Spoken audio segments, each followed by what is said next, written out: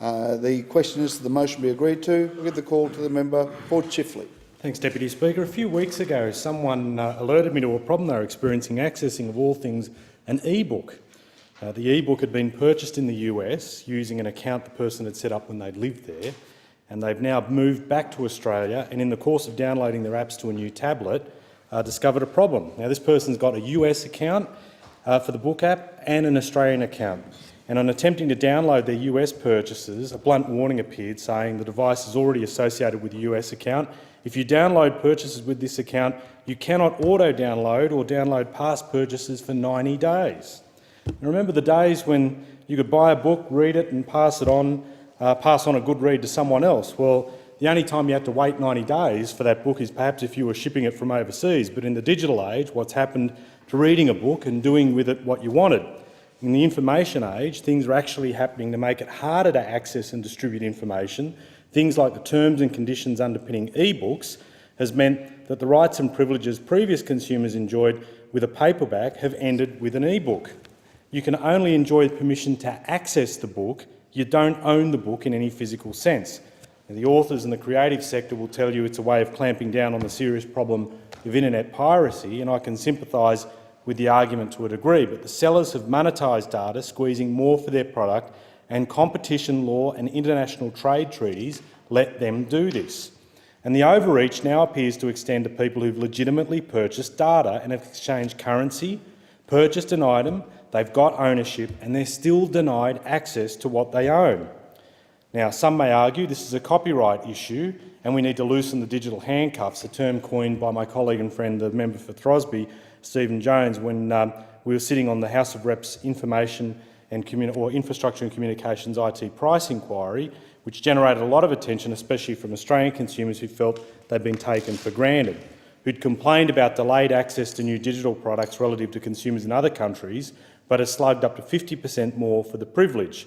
Now, copyright, as I mentioned, could be the culprit, but there's something to be said about competition law, because today, nearly a year after seeing this government of slips, trips and fumbles, it's now patting itself on the back for launching yet another review, this time in the competition law. But let's look at its track record in freeing up restrictions on digital products. Now, the report that I'm referring to, At What Cost, delivered recommendations to fight this consumer rip-off, and both the electronic and paper versions sit with the Minister for Communications, and it urged, actually, that competition law be amended, and dealing with some of the things that are in this resolution. Now, Mr Turnbull agrees, the Minister agrees, these type of practices are unfair. He said, I think that as we move into more of a digital economy, the ability to have different limits on rights and licences from one jurisdiction to another are becoming more futile. Well, given his apparent support, he's been nudged for a response by the Financial Review and the Australian, and when he's been asked to respond, he said he'd do it within the first anniversary of the report. That anniversary was on July 29. We still don't have a response.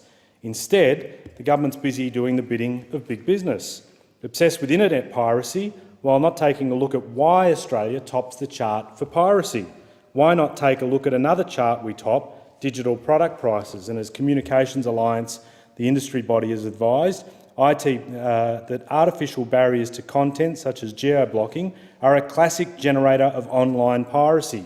Where the big players have made products easier, safer and more price-sensitive, you've seen ample evidence of positive changes in consumer behaviour.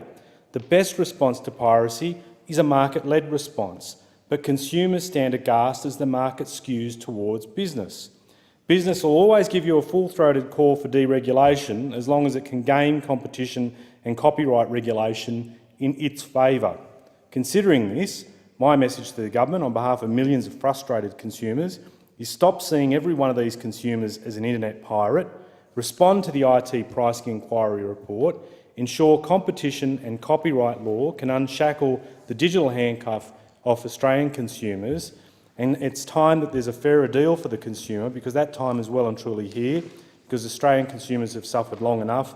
And if you want to be fair dinkum about competition policy and competition law reform, act on the matters that actually have inhibited consumers getting a better deal, some of the things that even the member for Hughes referred to in dealing with price discrimination.